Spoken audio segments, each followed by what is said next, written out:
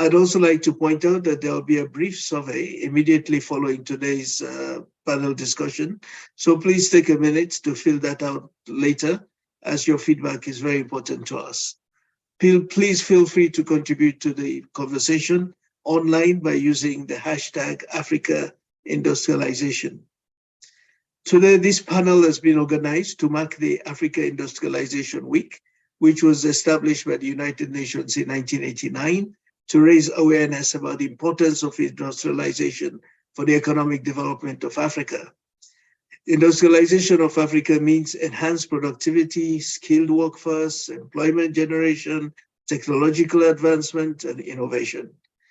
As the African Continental Free Trade Area takes off and countries adjust to the new trade regimes, industrialization strategies need to be revisited to incorporate the continental market access offered by the AfCFTA.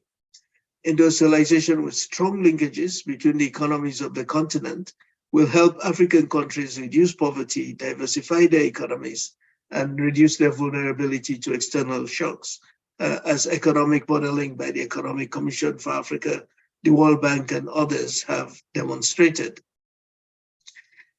This panel discussion aims to delve into the issues, in particular how the AfCFTA will influence industrialization strategies and contributes to poverty reduction and environmentally sound industrial development. As panel speakers, we are very fortunate to have with us today Professor Olawale Ogunkola of the Department of Economics, University of Ibadan, Nigeria, who is on sabbatical leave at the Firouzlaji Institute for Africa here at the LSE.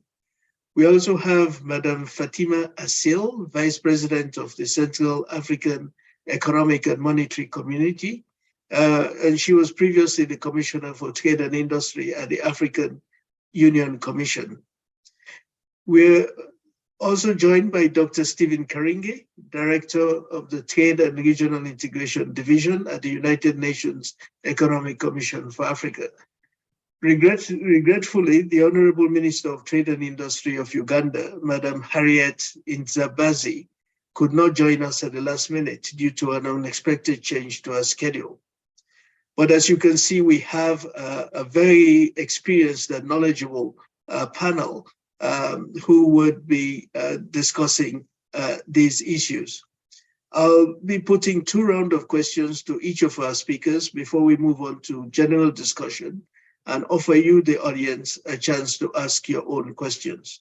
For the first round, I'll begin with Professor Ogunkola. Professor Ogunkola, as you know, various attempts at industrialization over the years have yielded limited results as Africa's manufacturing value added remains very low. Exports of African countries remain dominated by commodities with little processing. African countries' participation in global value chains remain at the lower ranks.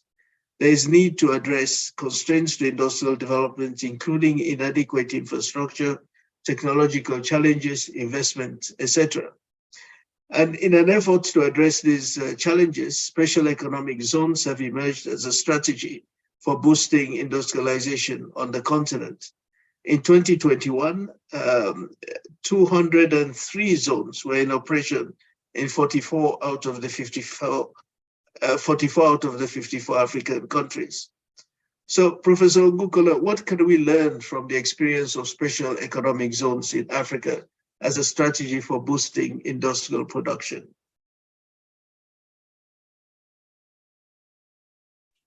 Thank you very much, David. That's a good one to start with. I think you are right. By all the indicators of industrialization, we are still very, very low as Africans. And various efforts in terms of establishing a special economic zone, different types of policies are yet to be effective. We've practiced import substitution industrialization strategies. We moved to export strategies, yet we are yet to take off.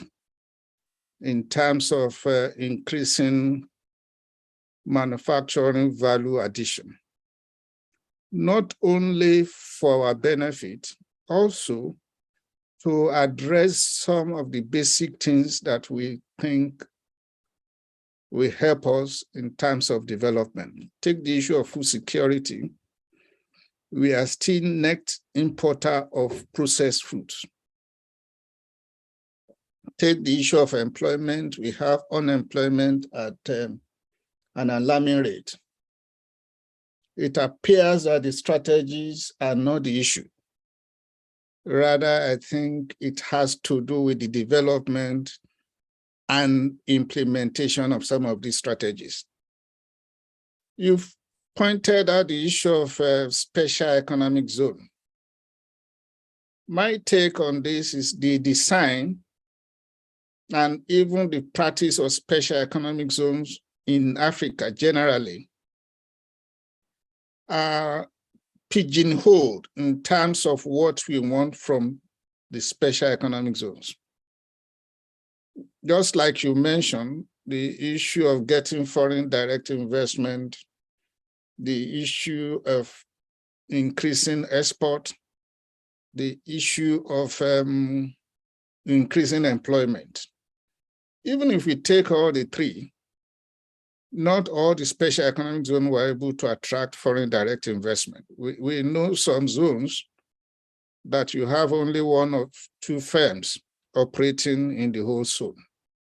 Why is this? Assuming that we even have export processing zone that was able to generate employment, to increase export of the host country, and to bring in foreign direct investment. I see all these elements as static benefits from export processing zone. And they will do little in terms of what we want export processing zone to do in terms of driving industrialization. Let me explain. For some countries, export processing zone is like what we normally see on the street, military zones, keep off. So they are so disconnected from the domestic economy. In terms of input, if we are to look at it, not all of them actually depend on national input. Rather, they import the input they use in production. So how do we ensure that they relate to the economy in terms of sourcing? Even if it is not the original substitute that is available locally to be able to promote this type of connection that I want between firms operating in the zone and the domestic economy. Is quite very, very important. If we are able to achieve that type of link, especially given the number of small, medium enterprises that we have, that will then lead to multiplier effect in the host economy. It will generate more ripple effect, and it will be able to lift up millions of people. When you look at the employment offer in the zones, they are usually unskilled one. We need to move to the next level of having skilled employment, training people to be able to take advantage and take charge of some of the production processes. If we do this, we will develop their capacity and capabilities, and some of them will be able to use such skills, not only in the zone, even outside the zone, and to benefit the economy in general. So apart from making sure we have connection in terms of input use, in terms of skilled workers, which we transfer technology, because that's the conduit if you have people that are knowledgeable at a reasonable level of operation, whatever they learn from the zones can easily be translated to the real economy. But there is need for the host government to invest and to ensure that firms in the special economic zones are not operating in isolation of the domestic economy. There is need for investment, because when you talk about workers, who is going to bear the cost of training and retraining? Who is going to ensure that proper skills are actually imbibed? Who is going to ensure that the right type of quality in terms of input or output are actually developed? I think those are the areas which I regard as public goods, and which there is need for public investment to take care of. So to me, we should not develop zones as enclaves of host economy. We should emphasize the linkages, the dynamic linkages, in order for us to be able to have the right spillover to the host economy. I think I will stop here now, Mr. Chairman. Well, thank you very much, Professor Ogukola. I think you've put us on a very sobering note to get our discussion started by emphasizing that yes, special economic zones, industrial development zones can play an important role in the industrialization process, but care should be taken that the linkages to the real economy are there, that the public goods that to support these zones are also there. I think you emphasized training, technology, standards, quality, among the key issues that need to be addressed simultaneously. So I think these are very sobering thoughts to get us started. So let me move on then to Madam Asil. Madam Asil, you were African Union Commissioner for Trade and Industry when the AfCFTA deal was signed.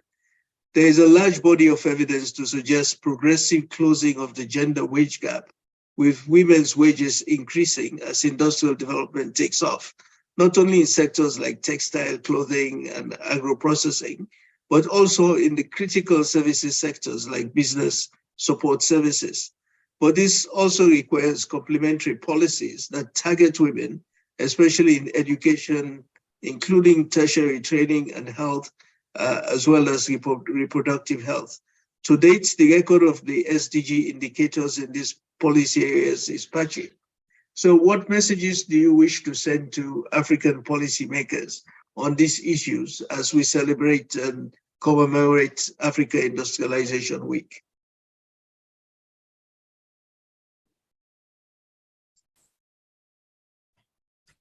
Yeah, now the micro is on. Thank you very much, Dr. David. Thank you for having me. Yes, the issue of women, it's an important one. Women constitute 50% of African population. They also make up 58% of Africa self-employed. So basically 58% are unemployed. Majority of women or enterprises which are micro and small and also operate in an informal sector. So of course, the CFTA is an enabler, but it cannot do everything.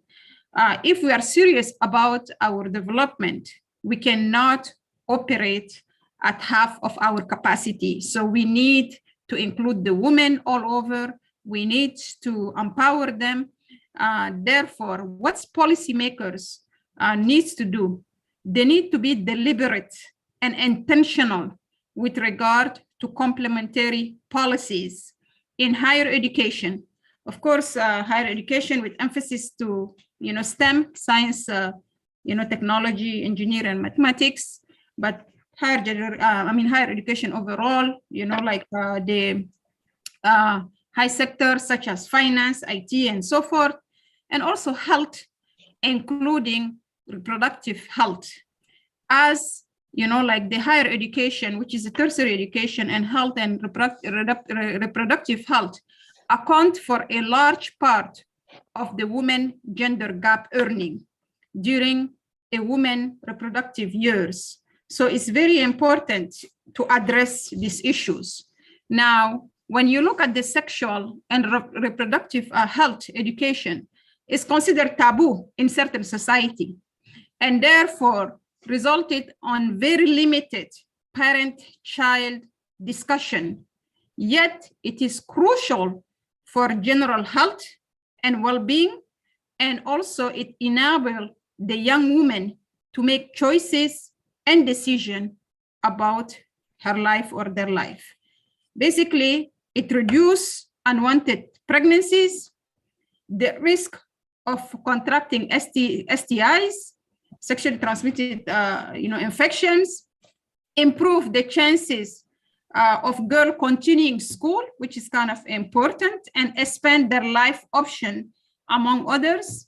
The issue also should be, in my view, this issue of sexual and reproductive health, but I would say like complete sexual and reproductive health should be included in our high school curriculum, and must be intensified in informal social and local media platform, because this is an important issue that needs to be advocated, needs to be promoted, and therefore, once we're aware of our health and the choices, we can make appropriate choices that can help the women to do the right thing. And I think this is important when we talk about wage gap. It's really important to address these issues so that we can reduce it. Thank you very much.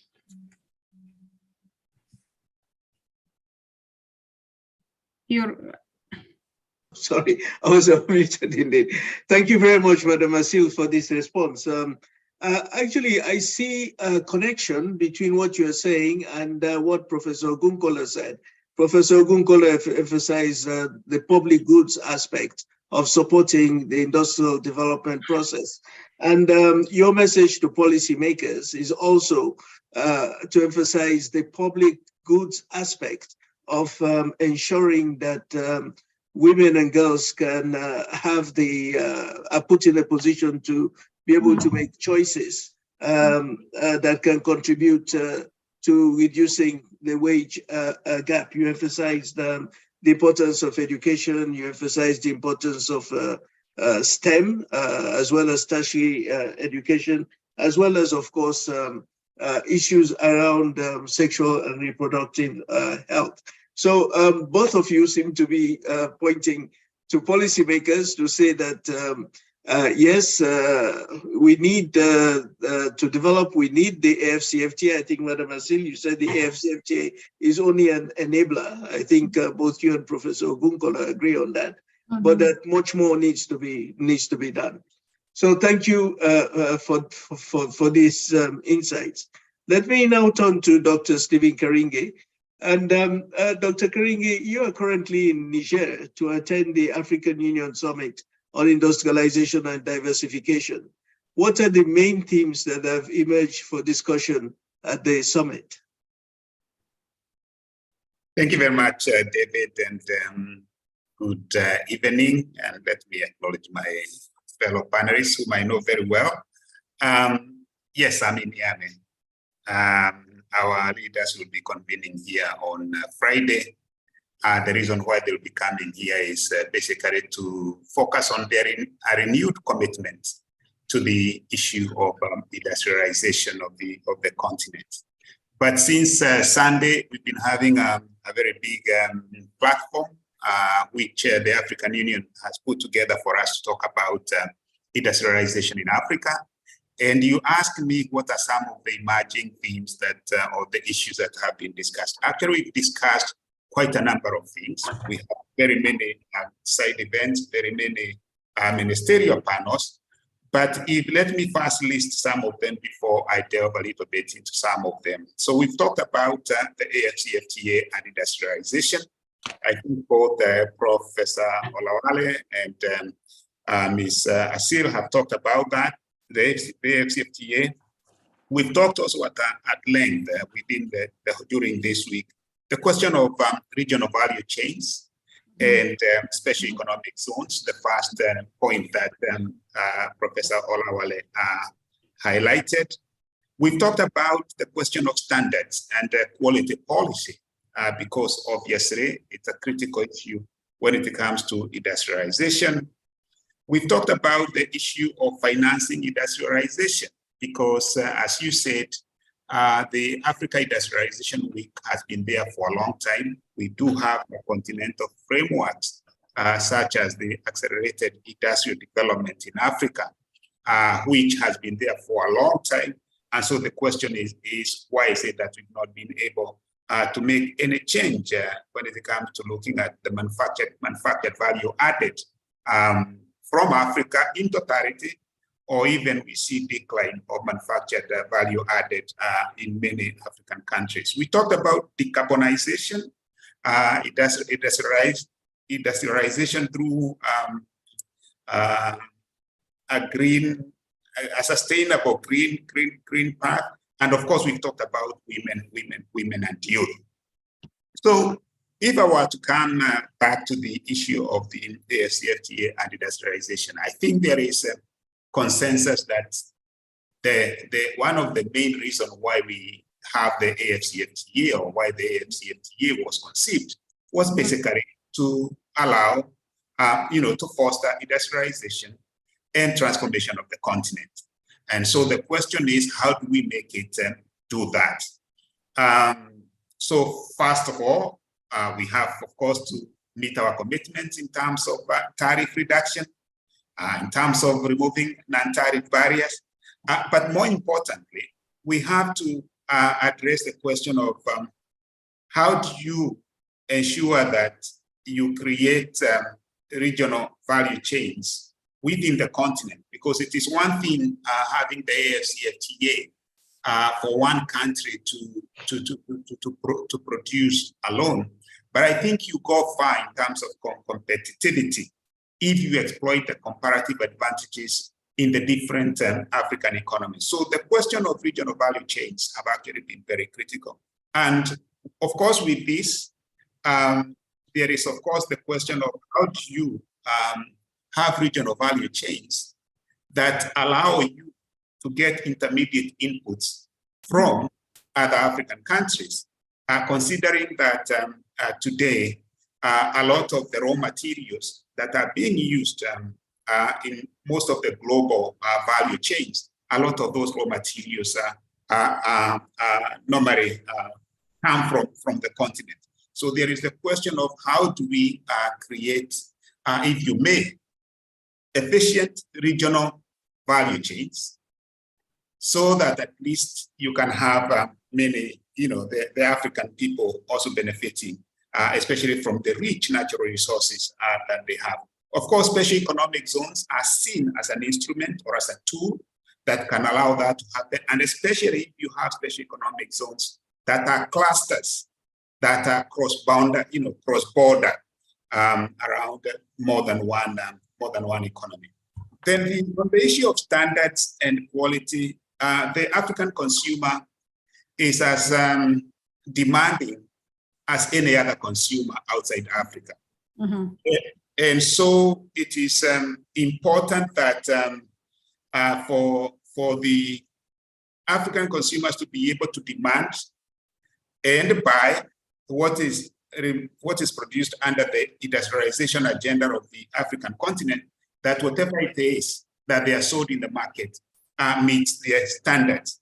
And so there has been a lot of conversation of how do we assure that we have African standards.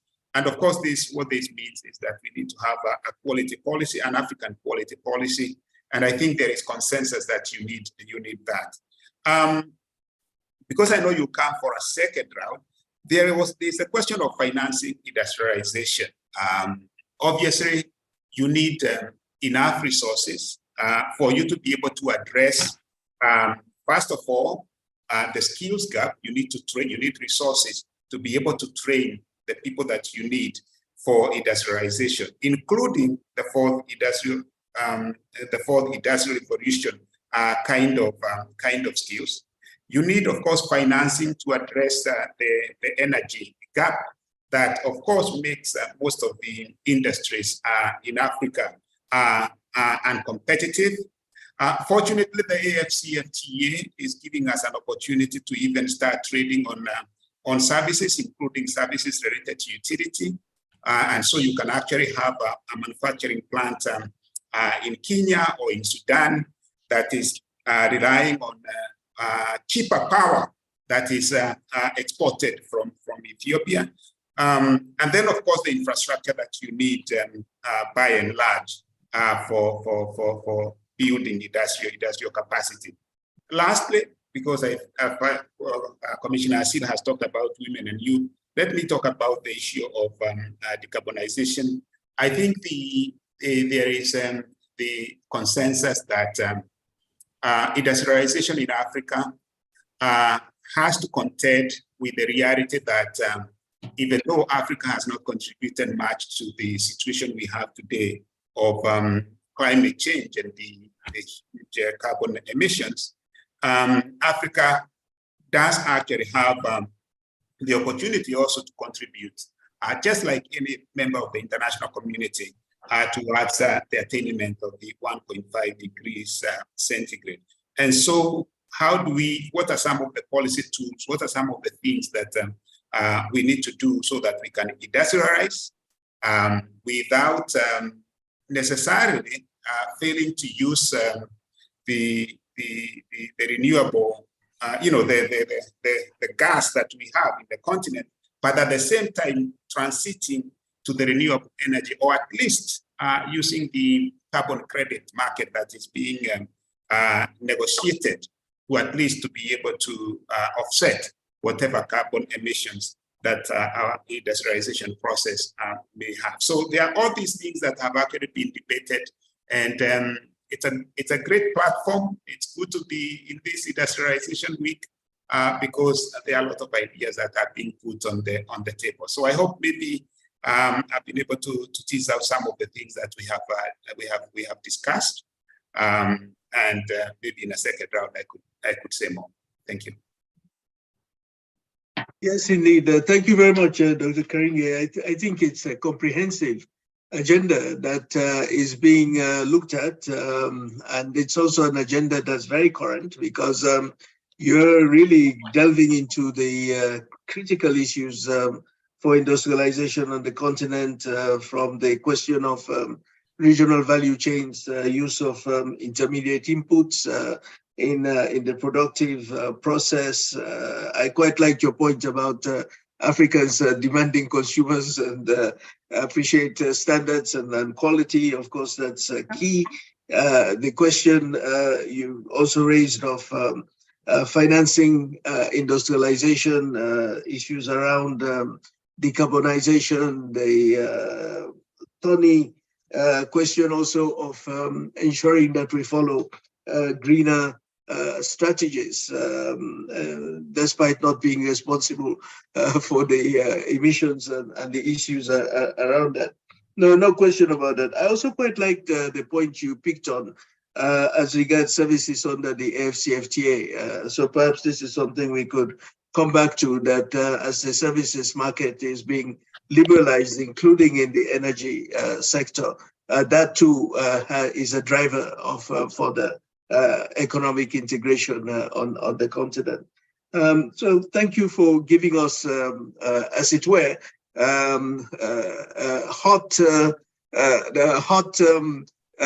what is coming in a very hot way from the discussions in Niamey, and I'm sure that the audience would appreciate that.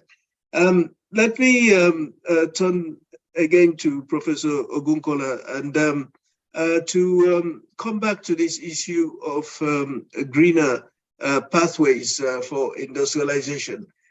Because as you know, the structural change that countries in East Asia and other industrializers, early industrializers experienced used fossil fuels and was emission intensive.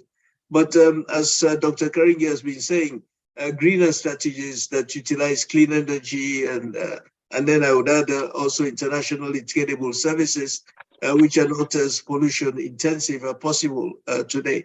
So what are your thoughts on these alternative pathways for industrial development with greener outcomes?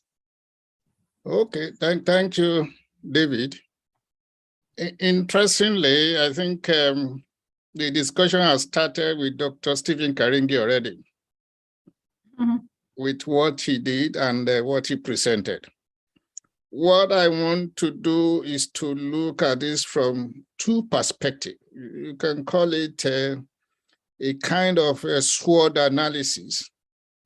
SWOT in the sense that you are not the one that created the problem, but you have to bear the brunt. Because let's face it, we are more, as Africans, vulnerable to the impact of climate change than any other continent. Let me try to explain this.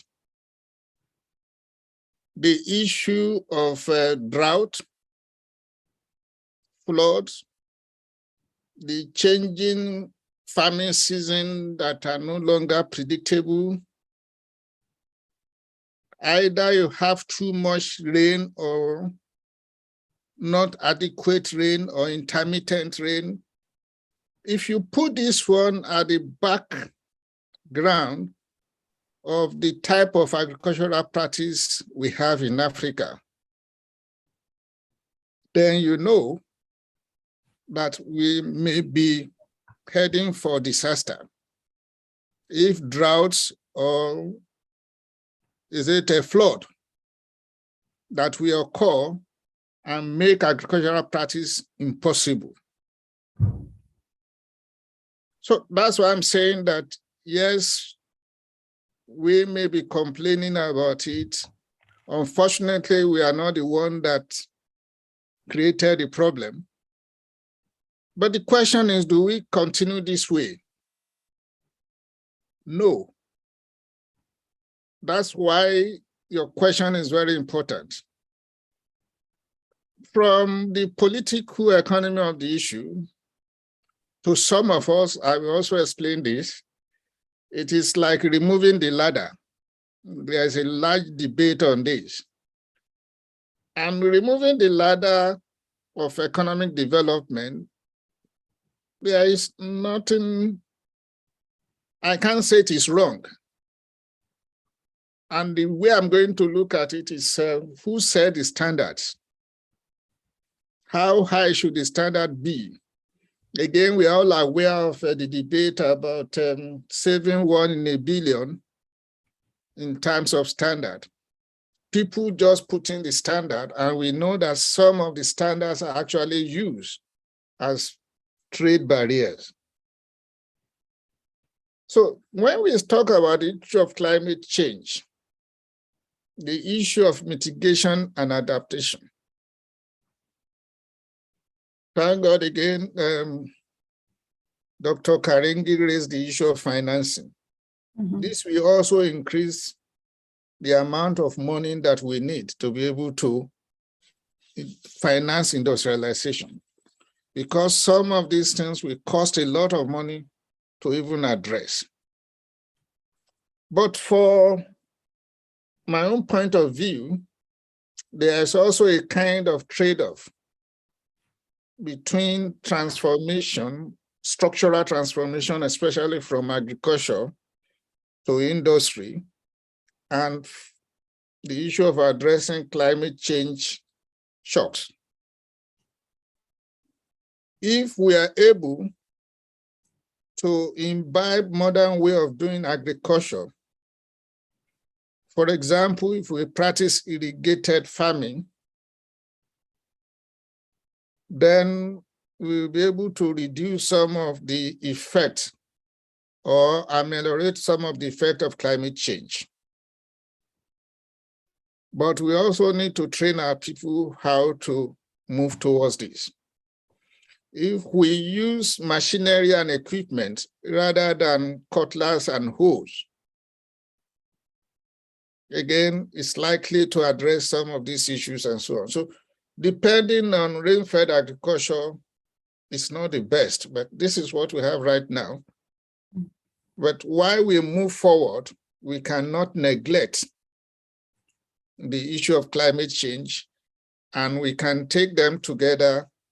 At least we can use one stone to kill two birds. So it is important, like, again, the issue of standards. I'm saying this because we produce some of these things, we cannot trade them. And somebody will say it's because of the standard. The standard is being set by a group of people. And I think this is a time for African leaders, technocrats, to also participate in setting the standards. If we can do this, then we will be sure, not necessarily having African standard.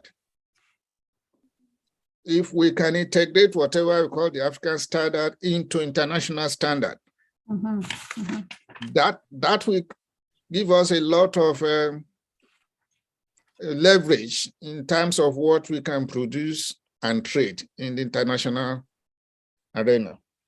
So to me, it's we pollute less, but we are paying the cost. But in order to reverse this, we need to abide by international rules, but the international rules should be fair enough. The issue of, I don't know whether they discussed the issue of transfer, because if you pollute my environment, and now that I want the environment back, who is to pay for it? I think there should be an international debate on this in terms of financing, both adaptation and mitigation measures. Let me stop here for now. Thank you very much for that, Prof. I think you've touched on this important issue of Africa being at the receiving end, whether we like it or not, of the climate shocks as seen in these extreme weather events.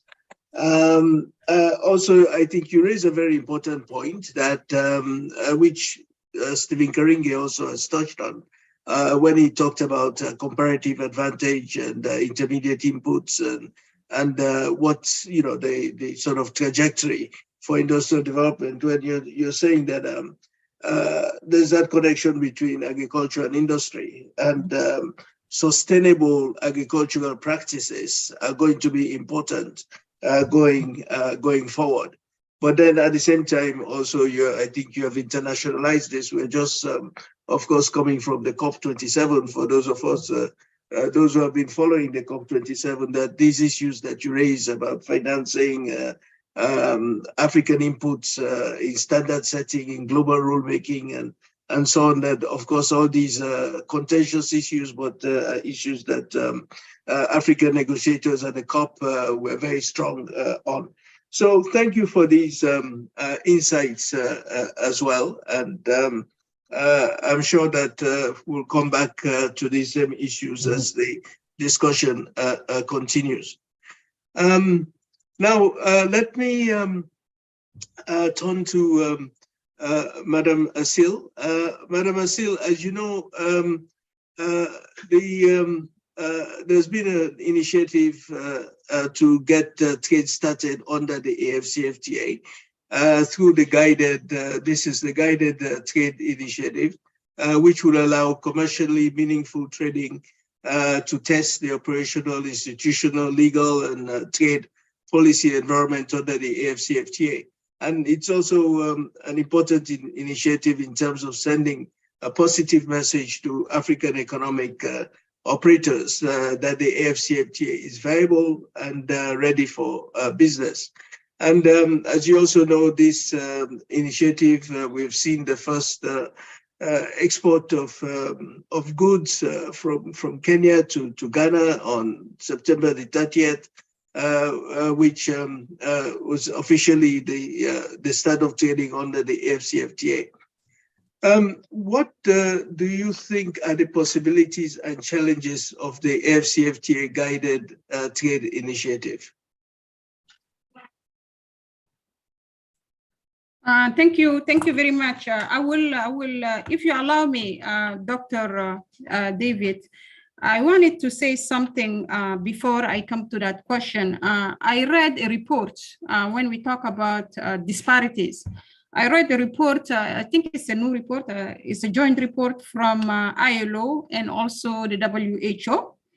And it talks about women in the healthcare and health and care sector face a larger pay gap than other economic sector. And it talks about a 24% less than the men peer. So this is something that actually I omitted to say. And actually women account for 67% of the healthcare worker worldwide. Now we just have COVID and, we're complaining about doctors in our continent. We have other issues as Ebola and so forth. I thought that was really shocking in a way that to see that the healthcare worker is 67% are women, and actually, they earn 24% less.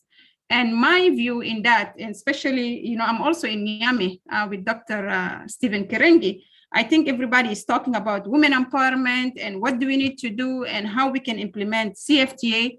I really do think that we need to have national strategies to implement the CFTA, but to make sure that it's a gender responsive. And in order for us to say that it's gender responsive, I think that we need to do the research to understand what are the discrepancies and how we're going to address them properly. So I think that if we need to really tackle this issue very seriously, we have to understand it. I just thought that this is something that important that I should really mention. Absolutely, Madam Asil. I think a very important insight, on this issue that you're raising. I didn't mean to interrupt, but just to underline that, yes, indeed, this question of wage disparity, the important role of women in the services, you highlight the health sector, very important, of course, just to underline the point that you're making. Okay, thank you very much. Now, this initiative, I heard about the initiative today, actually. Yes, I think you have said it. It's commercially meaningful trading. It tests the operational, but what are the possibilities and challenges? I think that the first thing is really to understand our countries. So it's the goal is to have a mismatch, matchmaking businesses. So to understand what country A has and what country B have, what do we the matchmaking businesses and the product for export and import between these two interested countries. So therefore they can start basically more on a bilateral way, but in coordination with the national continental free trade area. I think this is something good. It's something that actually the CFTA is being proactive, is being concrete on pushing countries to go and use the CFTA, continental free trade area, on a more practical way. And I think that we will see more and more that type of initiative to come. But I think that we also need to do a lot of research. We need to invite countries. We need to make them realize that let's go ahead. And I think this is beneficial for Africa. And I think that it will avoid that perception that it's just a framework. Everybody talk about CFTA. Are we really using that platform, the CFTA? So I think this is something good. And when you talk about this type of initiative, I think you talk about collaboration, because we have the CFTA as a framework. You have the public sector, which is kind of there. And of course, we always have innovation and research, because we need these three parties to be together.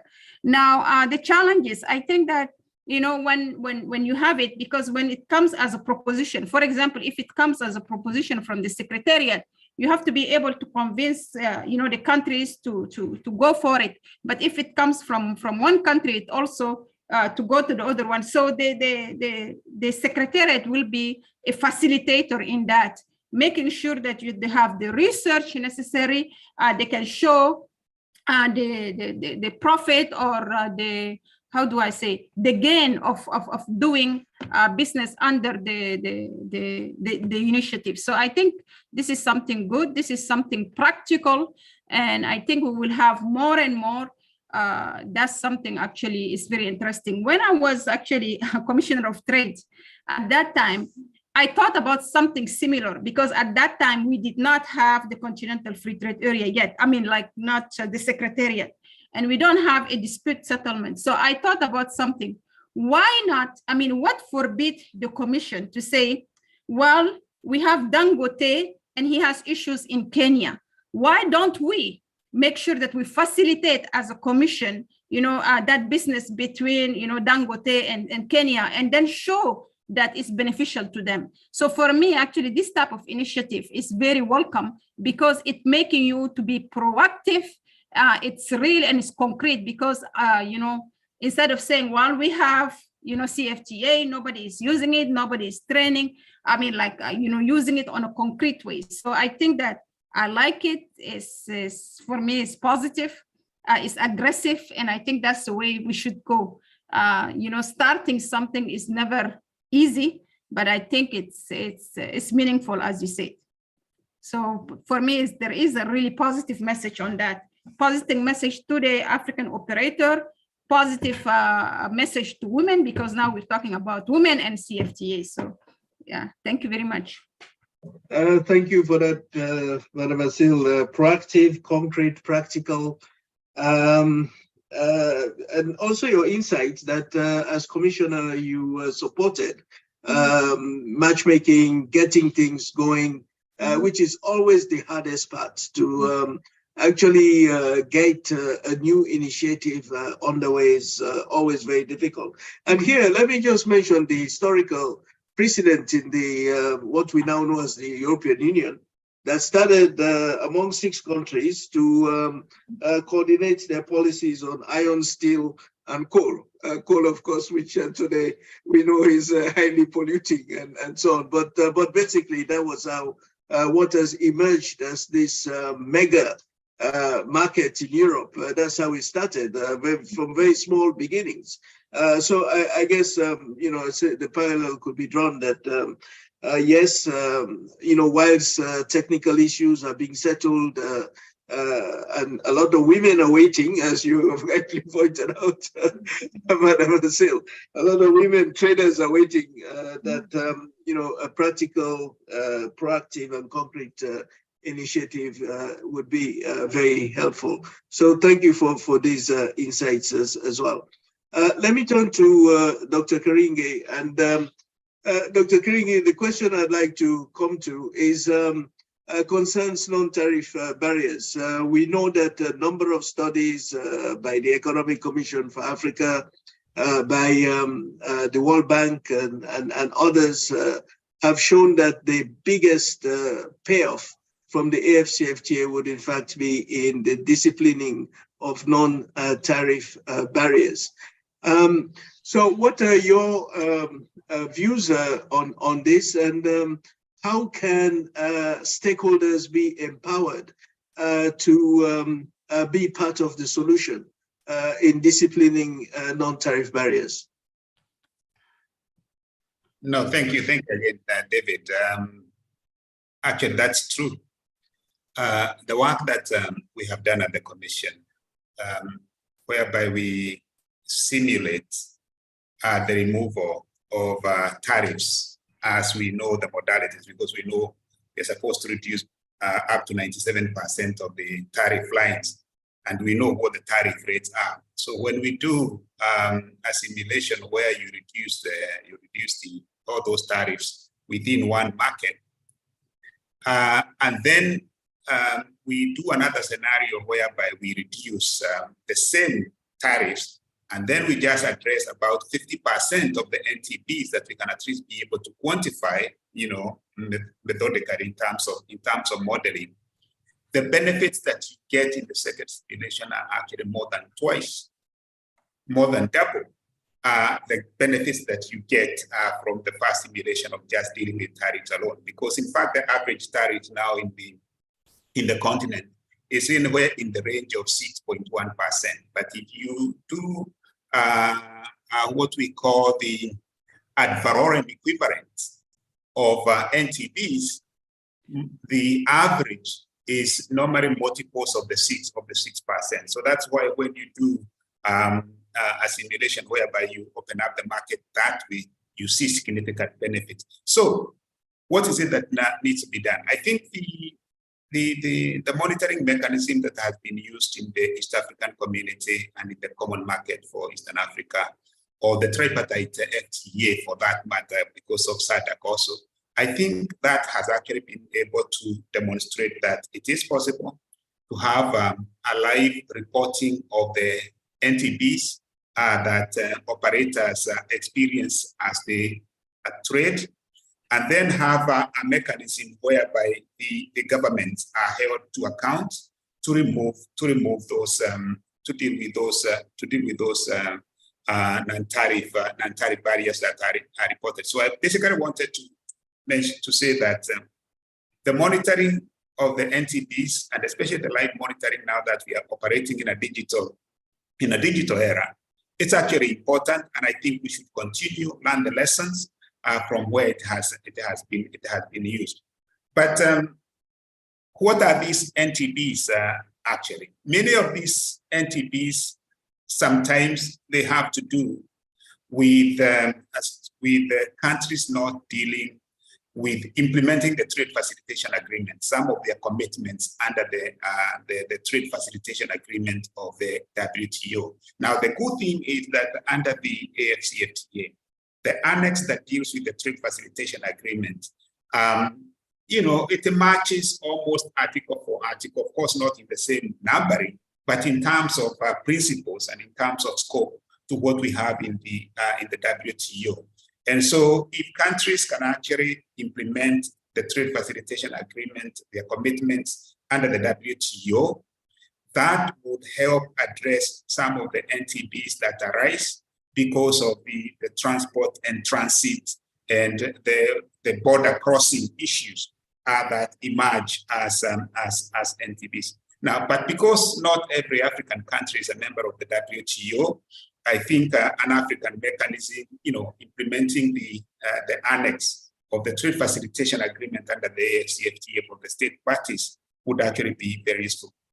The other issue that emerges as NTBs actually relates to different standards. I had talked about the issues of standards, but you have a situation whereby somebody says that, okay, if you're going to sell milk that is processed in Uganda to Tanzania, and you want to sell it into the Kenyan market, we do not want to have it in packages of 500 milliliters. We want to have it in 400 milliliters.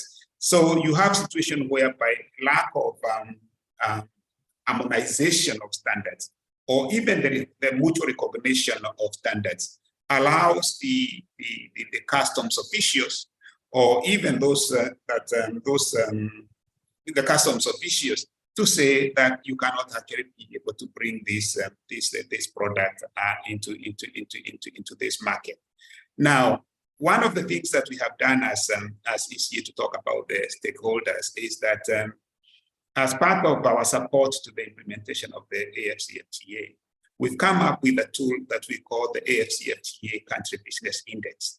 And essentially, the AFCFTA Country Business Index, which of course, David, the origin of this starts with you. I remember you presenting it in Kigali in 2018 on the day that the AFCFTA was signed. So there are three dimensions in the AFCFTA Country Business Index. And one of the dimensions, actually, we asked the private sector to tell us what is happening when it comes to the issues of non-tariff barriers as they try to take advantage the AFCFTA. So having tools that have methodologies that are accepted by the stakeholders, that have been tested and led by governments in their testing or piloting within African countries, and then using the information from those tools, or at least the evidence gathered from those tools, to be able to hold to account the governments that have made commitments under the AFCFTA. I think that is a good way of engaging the stakeholders, because I think if a private sector in a particular state party says that we are facing this problem as we try to take advantage of the one market, and there is evidence that they can actually be able to prove, to show. So it allows governments at least to be able to engage the private sector and the stakeholders. But of course, at the end of the day, the private sector has different components. You have the big private sectors, the medium-sized and the small medium-sized enterprises. You have the informal traders. You also have those informal traders who face special type of NTBs, because first of all, even being able to get their payments is a problem, because lack of not being able to move with your currency to the other side of the border, even when our border is meant to be open. These are non-tariff barriers that actually have an impact on trade. So I think engaging stakeholders in an evidence-based way, being able to have committees or intergovernmental committees that look at the evidence and sort of push governments to meet their commitments. I think this is the way to go. Of course, we have toyed with the idea of what if you have sanctions, but it is not something that we've been able to get traction, whereby we say if a government does not address an NTB that is rampant within its jurisdiction, that this is what you're going to do to it. That has not been an area that we've been able to make very progress, but maybe it's an area we can think about, but we need to have the data to be able to do it. Yeah. Now, thank you very much for this comprehensive response. Firstly, unpacking for us the importance of simulation results from the research. It was Madam Asilo also emphasized the importance of these evidence-based approaches through research. So unpacking the simulation results, showing how important NTBs are. Your efforts to distinguish between different types of NTBs, the transit and cross-border issues as opposed to standards or as opposed to payments, all different types affecting different categories of cross-border economic operators and so on. Also, I think a very important point that there is experience on the continent, as you point out, from Eastern Southern Africa in particular, in dealing with these issues. And under the AFCFTA, there will now need to be an effort to build upon that, and including, as you also said, empowering the private sector to be able to identify and be part of finding the solutions to NTBs. What this tells me, and what I'd like our audience to take from this, is that a lot of thought and planning has gone into supporting or creating the supporting environment for the AFCFTA. And I think that for those who are not been following these issues very closely, I think this should yield some important insights into if you like, the AFCFTA ecosystem as it is being developed. So thank you very much for that. Now, for the final question, before I turn it open to our participants, I'd like to put this question to the three panelists, each of our three panelists. This is the question on financing, which we have already talked about. And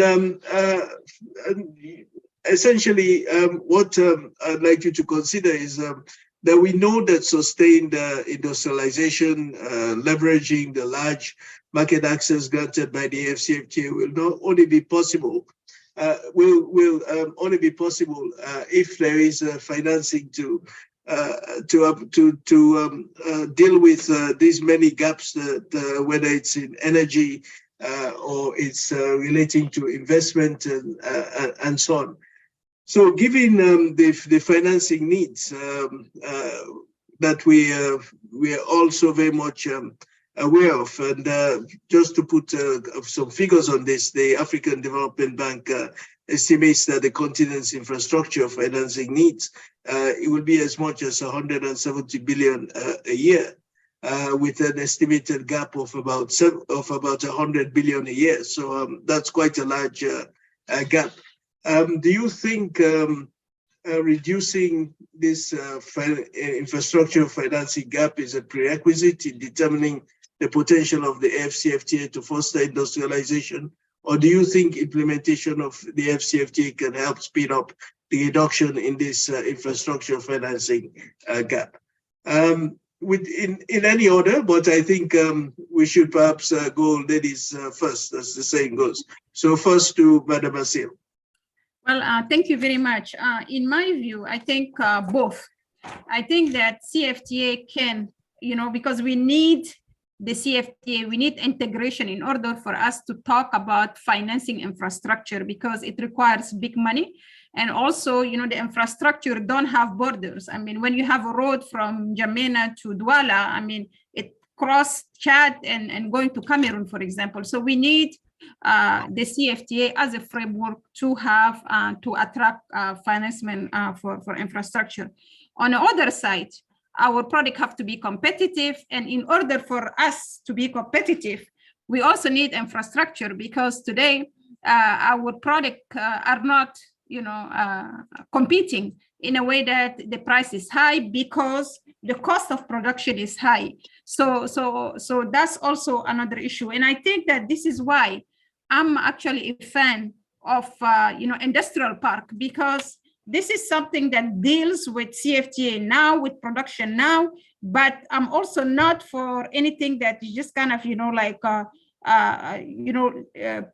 I think we need to train our people correctly, because our best asset is our human resources. We need to train them, and we need to produce a quality product, because we're not at the CFTA just to produce anything, but we need to produce quality products, because the majority of the African market is dominated by middle income class who are requiring superior product, and therefore we need to ensure that we have good products. So for me, infrastructure, I think the CFTA will help infrastructure. On the other side, I think infrastructure is also needed to do to deliver or to take full benefit of the continental free trade area. But things can be done. We don't have to wait for infrastructure to have the CFTA. I think that the CFTA should be an enabler for us to move forward. And then the last thing that I wanted to say here, at least in relation to that, I think that we should not forget that profit is always equal price minus cost of production. And when you talk about cost of production, we talk about infrastructure, we talk about energy, we talk about all the stuff. And in order for us to compete and to have good market, good prices, and so forth, we need to have good infrastructure. Thank you very much. Thank you very much for that, Madam Asil. Yes, indeed. Profit is a function of the cost that goes into production. And I think you're quite right in highlighting that the AfCFTA will help to drive down these costs, but at the same time also the AfCFTA will help to attract financing for infrastructure and these related issues. Next, I'll turn to Professor Ogunkola for his thoughts on this subject. Thank you very much. I think Madame has started, and I agree with her. Just to add one or two things. One, government in Africa, we need to reorder priorities. because I believe some government can do more when it comes to investment in infrastructure. But we are not talking about a small amount of money, no. That's why I think, yes, AFDB is trying its best. We also need to see multilateral organization. World Bank should also be part of this. I know China will be willing, but the question is whether we are ready for conditions from China, because it's not going to be build, operate, and transfer. But more importantly, there is need to look inward, not necessarily outside. There is a possibility of private-public partnership in terms of financing some of this infrastructure. But just as Madam said, it's interesting to note that this can go pari passu. We don't need to waste until all these things are in place. But we can manage the process in such a way that we make progress on both fronts and possibly reduce cost of doing business by providing some of this basic infrastructure. And I think Stephen will take up the issue of what has been going on at continental level. There are master plans and there are commitments that I think if only governments actually do their bit, they can reduce this to manageable level for those who are going to help from outside the country, or the continent rather. Yeah, thank you very much for that, for these thoughts, and which you have, in a sense, passed the baton on to Stephen Karige to follow up on that. So over to you, Stephen. No, thank you. But I think what you asked earlier, what should come first, or what should be, yeah, I mean, is it what kind of function is it? Is it you have AFCFTA first, or investment first for you to get the results? And I think Commissioner Asil actually answered that question. But I was going to say that if you talk to many people, you've heard about the Program for Infrastructure Development for Africa, PIDA, and now we are in PIDA 2.0. One of the things that, if you go to those meetings, one of the things that you hear is that money is not the problem. That actually that $170 billion can actually be mobilized. In fact, you talk to major banks, they say they can actually be able to provide that money, including banks in Africa. Now, but what they say is that first of all, they cannot find bankable projects. So everybody says that we need, first of all, to be able to enhance the capacity to be able to come up with good projects. And when you have a good project that is bankable, you get the money. But I just wanted to make that point because I think it's for our listeners to know that there is that school of thought. Mm-hmm. But I think the financing gap that we have in the continent today, and one way to fix it is actually to address the question of the private sector. The reason why the economists in the West, or now the emerging economies in Latin America and in Asia are able to do what they're able to do to finance their development is because they have a robust private sector that government can be able to tax and be able to meet to be able to have budgets that can, to finance budgets that can be able to do the kind of infrastructure that we need. So one of the things that we need to do is to address the question, why is it our private sector is not deep enough? And if you look at it clearly, it's because also the financing of the private sector is only done through the commercial banks. You do not have deep capital markets that would allow the private sector to be able to mobilize capital so that they can at least be able to expand. So I think one of the things that we need to do to deal with this question of financing is at least to address the cause of the poor financing of the African private sector, because it's only when we have a private sector that is robust that we can be able to maximize on the domestic resource mobilization.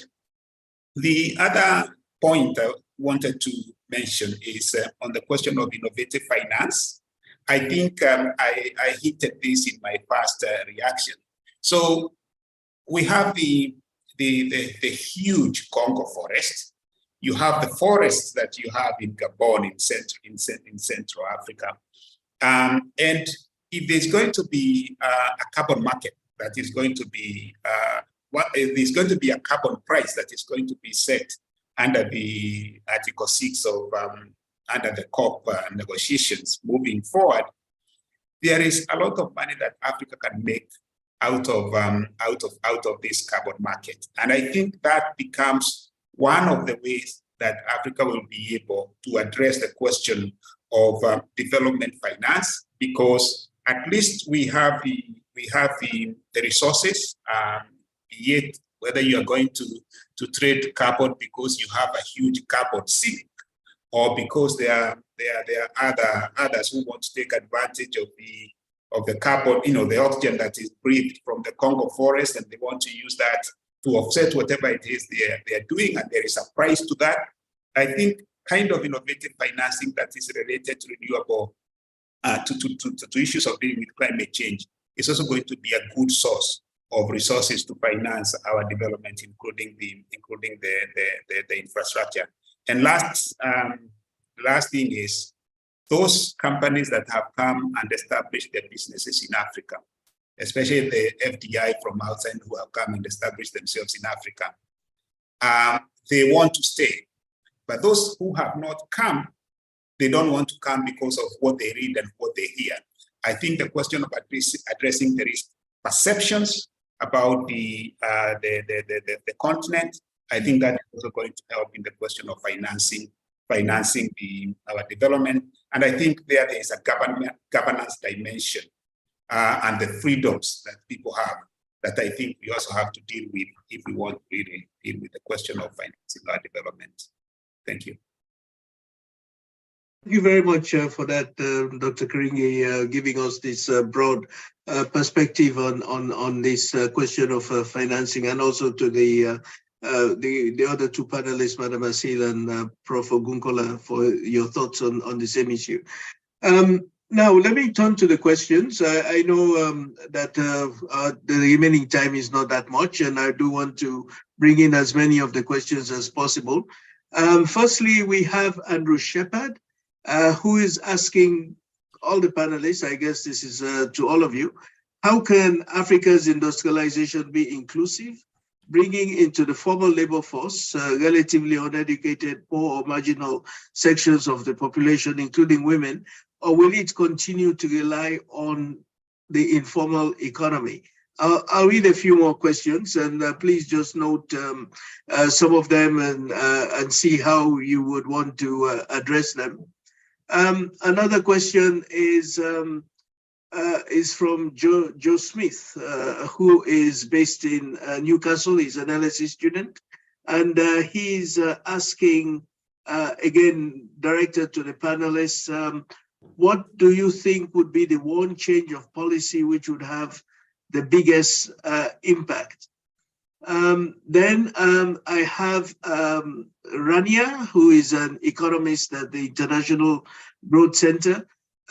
This one is for Prof. Ogunkola, and she's asking, why are SEZs not linked up with domestic economies currently? How would you recommend governments should encourage these links, i.e. you mentioned investment. Where do you see that investment being targeted? She goes on with several other questions related to this, but I'll move on to someone else.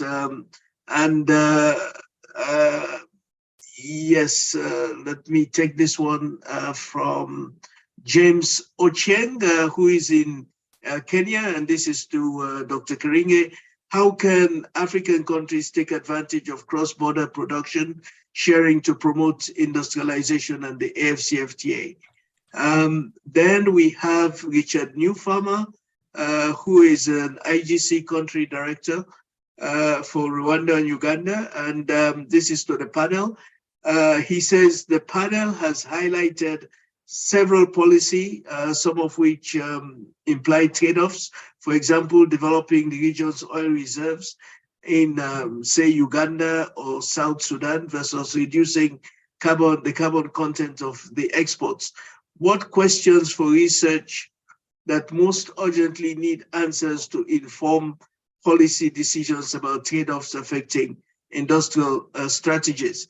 Then finally, we have Mulonga Hazemba from Zambia, and she's asking, should we not focus on creating multi-facility and special economic zones that have industries capable of supplying to each other within the zone? This seems like a better way to cut costs, transport access to materials, and ensures that majority goods that leave the zones are value-added finished goods. There are several more questions, but I think I'll stop here because this is quite a handful already. And again, I'll go to Madam Asil first. Madam Asil. Well, thank you very much. I did not note some of the questions that were directed to Prof. and, Dr. Stephen Kerengi, but some of them, I think one of them is a change of policy that would have the biggest impact, for example. For me, I always advocated that the industrialization is not a job of a minister in a country or is not a job of a commissioner of trade. I think industrialization requires everybody from a governmental level. And actually, I was in a panel this morning, and I was saying that, in my view, industrialization should be put at, for example, a prime minister, level. And therefore, that prime minister will have 3 vice presidents. One will be the industrialization minister. The second one will be the research and development minister, or how do you call it, higher education minister, and the other one is actually the private sector. So we really need, these 3 people, and of course, other people from the government, because we have to make sure that we don't get into any agreement that hinder our industrialization. So this is very important, because now we're talking about countries needs to put X amount of money to, to the industry department and so forth. I think we used it for so long and it didn't happen. So I think that it should be done in a coordinated fashion. I think it's very important in a coordinated fashion. And that's why I thought that it's a prime minister office. Now, there is also something that is very important. I think I said it before. When you look at our consumer, like the African micro consumer, there are middle-sized people. And the middle-sized that they demand products that of quality and also competitive. I think we need to train our youth. Of course, when you talk youth, you talk also about women. Training is crucial. One thing that also we need to make sure that the rule of origin are simple and flexible, so that, they can understand it, it can allow the informal trade to go easily. So it's very important. It's important to understand the market perspective overall, because when you talk about value chain, today, some of the countries have local value chain. How do you move from local value chain to sub-region and to regional and, even to global? So I think that we have that, and it's very important. So, now, how can it be inclusive? I think also, I took an example. For example, I was fascinated to hear that in Gabon, just to take the wood from, other part of Gabon to bring it to Libreville, to the port, it costs 5 times more than bringing actually a finished good from Asia.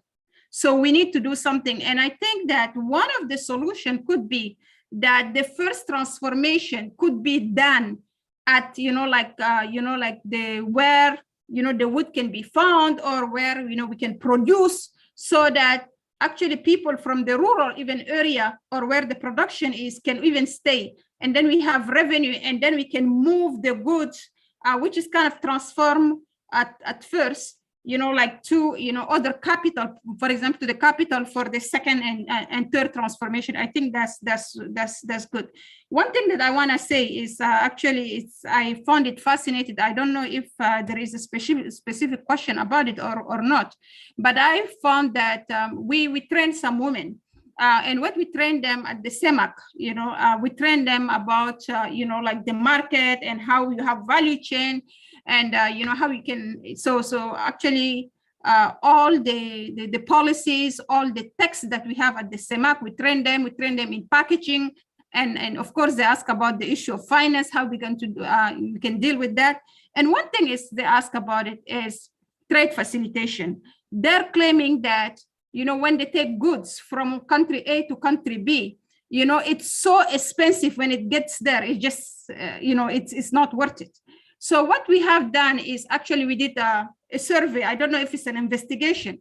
And we found that actually, you will find people from the police, from the custom, from the health sector, from forestry, like so many people. And then when we went and we met with 163 Director General to ask them what are these people doing and why we're doing all this stuff.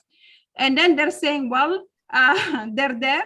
And now I think that after minister, we spoke to multi-sectoral ministers. I mean, as I said, forest, custom, finance, health, and so forth.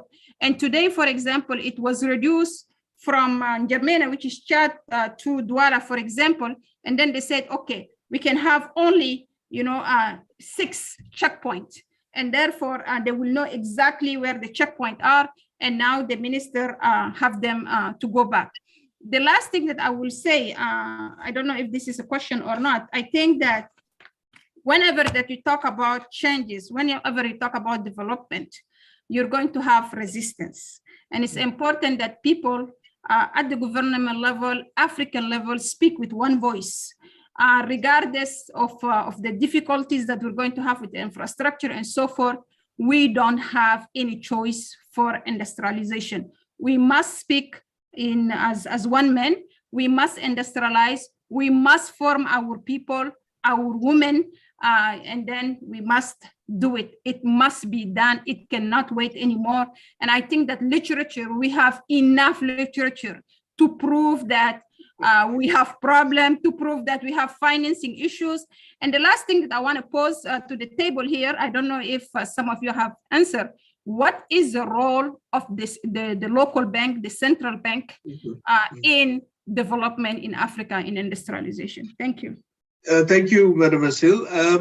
Over to you, Stephen. And on that last point that Madam Asil made about the role of the banks, there's actually a question which I would just quickly read.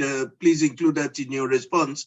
And that is, how important is the role that multilateral development banks or development finance institutions have in mobilizing additional financial capital? Do you feel they're doing enough in the region?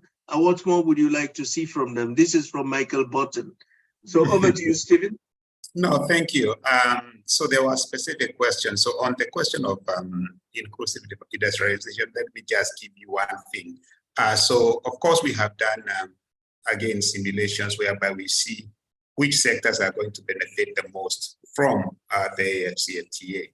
So we know that industry, and especially including manufacturing like agro-processing, pharmaceuticals, they are going to grow the most out of the intra-African trade because of the AFCFTA. Now, if you get those results now and you superimpose them to the household survey data, because countries do household survey, what we have found out is that you are a rural woman who is not well educated.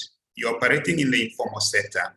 You do not benefit as much from the AFCFTA than another woman who is operating in the formal sector or even in the informal sector, but is in the urban sector and it is educated. So what this means is that our inclusive agenda of the industrialization, considering that it's agro-processing and pharmaceuticals that are going to be some of the sectors that are going to grow, we have to be quite intentional in the way we structure our protocol on women, and trade that is going to be part of the AFCFTA. On the question of the cross-border production, I think we did actually handle it previously earlier in our intervention. I think it makes a lot of sense that now that we have rules of origin, there is going to be, we do actually have rules of origin that operate within this one market. It becomes easier for cross-border production, or at least having value chains that trade with each other, with accumulation that allows companies to be able to trade on intermediate inputs, and even reverse of the value added in one country going back to where the original intermediate input came. Now, on the role of the multilateral development bank, I think this is a very good question. I think multilateral development banks have actually been very active within the continent. They help in terms of financing infrastructure, but maybe the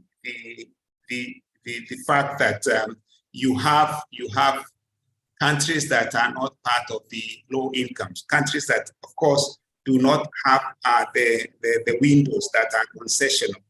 So they cannot be able just to pile up on their debt or the loans that they get from these NDBs. So the question is it possible to be also creative in the windows that these multilateral development banks that they have that are specific, especially those that are actually going to help African countries as they transit in there towards also take the path of the net zero? Is it possible also to include the middle income African countries? And by the way, most of the economy of the African economy is in the middle income countries, the South Africas, the Nigerias, the Kenyans.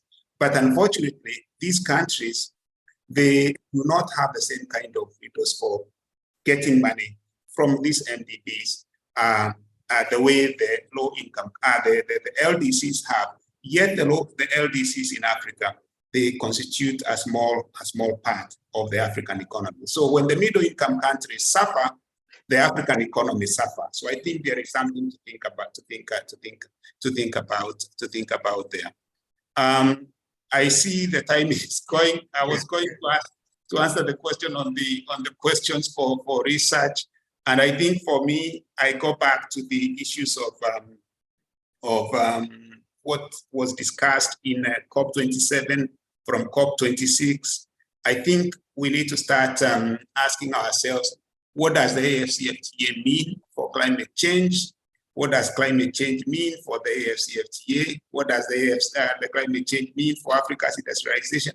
And then we need to start structuring good policies that will allow Africa, first of all, to take opportunities that are presented by the climate change challenge, or at least addressing the climate change challenge, and at the same time also not contributing, also contributing in a way that we also help to resolve the problem. So there are quite a number of research issues to address there. Thank you. Yeah, thank you very much for that, Stephen. And over to you, Olawale Ogunkola. You have almost the last word. Thank you very much.